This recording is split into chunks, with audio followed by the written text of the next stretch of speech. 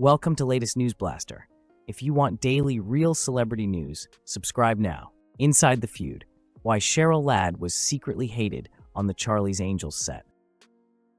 Cheryl in Charlie's Angels in 1977 as Chris Monroe, stepping into the near-impossible shoes left by Farrah Fawcett's sudden exit. The glossy publicity suggested a seamless transition. But behind the camera, the reality was far more complicated, layered with professional insecurity, shifting power dynamics, studio politics, and the pressure of sustaining a cultural phenomenon that was already beginning to fracture under its own success. And while the word hated has often been used by tabloids and retrospective tell-alls to describe the atmosphere Ladd walked into, the truth appears to be a tangled web of resentment, rivalry, and survival, rather than simple personal animosity. Because from the moment Ladd was announced as Farrah's replacement, she became a lightning rod for anxiety on a set where egos were already bruised and alliances were fragile. With Kate Jackson, the show's perceived intellectual anchor, reportedly wary of ABC's tendency to favor glamour over character depth, Jaclyn Smith increasingly protective of her own standing as the lone remaining original angel after Jackson's eventual departure, and producers laser-focused on ratings above all else, leaving Ladd, young and relatively inexperienced, to absorb the shockwaves of an industry machine that demanded she be both a respectful successor and an instant sensation, a contradiction that placed her in an unwinnable position. Insiders have long suggested that Jackson, who had clashed with the network even before Farrah's exit, resented the idea that another blonde could be installed and marketed just as aggressively, interpreting the move as further evidence that the studio saw the Angels as interchangeable commodities.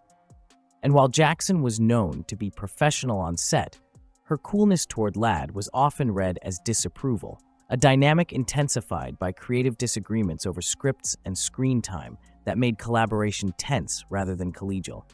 Meanwhile, Jaclyn Smith, often portrayed as the peacemaker in later years, was navigating her own recalibration as the show leaned harder into youth and sex appeal. And although she and Ladd would later speak positively of each other,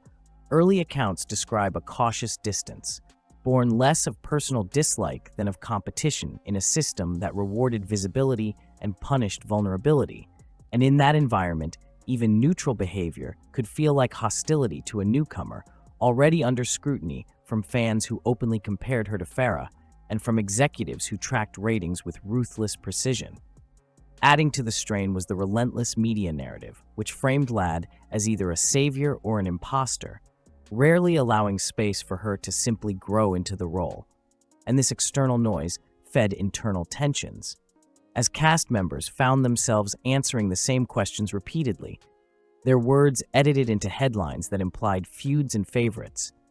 a feedback loop that hardened perceptions and made trust harder to build. Ladd herself has acknowledged in interviews that she felt isolated during her early days on the show, not because of overt cruelty, but because the pace was punishing and the stakes were enormous, with long hours, physical stunts, and constant public judgment, creating a pressure cooker in which small slights felt magnified. And when disagreements arose, over wardrobe, dialogue, or promotional focus, they were interpreted through the lens of replacement politics, reinforcing the idea that she was an outsider who had taken something that belonged to someone else, even though the decision was ultimately corporate rather than personal. The producer's role cannot be overlooked, as they often played to comparisons, emphasizing Ladd's freshness while invoking Farrah's legacy, a marketing tactic that may have boosted curiosity but also deepened resentments on set by pitting women against one another for attention in a male-dominated industry that thrived on such narratives. And this was compounded by the show's formulaic storytelling, which limited opportunities for actors to assert creative individuality, making control over small elements, like character traits or episode focus, feel disproportionately important and fueling clashes that later hardened into stories of dislike. Over time, as cast changes continued and the series evolved, the initial chill reportedly thawed, replaced by a more pragmatic coexistence, as everyone recognized the shared goal of keeping the show afloat. And Ladd's steady performance and professionalism gradually earned respect, even if deep friendships never fully materialized. A trajectory that complicates the simplistic claim that she was hated, suggesting instead that she was the focal point of unresolved frustrations that predated her arrival and would have likely attached themselves to any successor.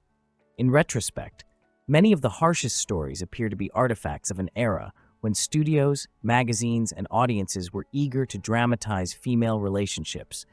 flattening nuanced professional tensions into sensational feuds. And while it is undeniable that Ladd's early experience on Charlie's Angels was marked by cool receptions and strained interactions, the evidence points less to personal malice and more to an industry moment defined by transition, insecurity, and the impossible expectations placed on women asked to replace icons without ever threatening them.